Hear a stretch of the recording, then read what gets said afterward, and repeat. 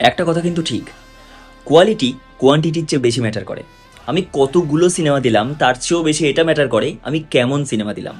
Recently I have watched কেউ বলে বিপ্লবী কেউ বলে ডাকাত, directed by Pathikrit Basu and acted by none other than megastar Jeet.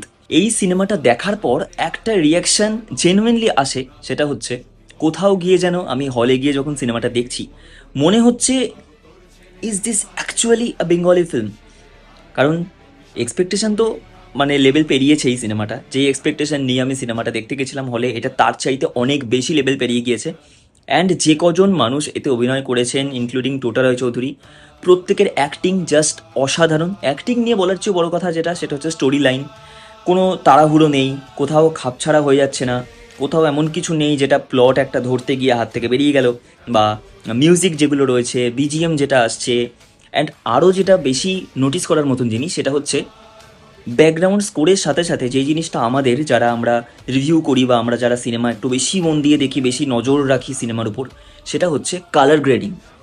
কেউ বলে বিপ্লবী কেউ বলে ডাকাতের বেস্ট যে জিনিসটা আমার লেগেছে সেটা হচ্ছে সিনেমার যেই মোমেন্টটা যেই ধরনের হওয়া উচিত কালার, সেটা একদম পারফেক্টভাবে ফুটিয়ে তোলা হয়েছে। অ্যান্ড ডায়লগ ডেলিভারি অসাধারণ, সিনেমার স্টোরি লাইন অসাধারণ, প্রত্যেকের অ্যাক্টিং অসাধারণ।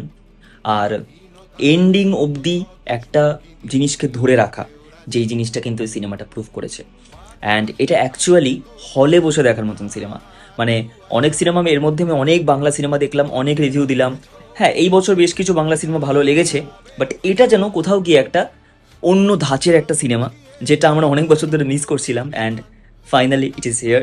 And please, this is my request to every one, to the every audiences of Bengal, যে তোমরা প্লিজ পারলে এই সিনেমাটা হলে গিয়ে দেখো।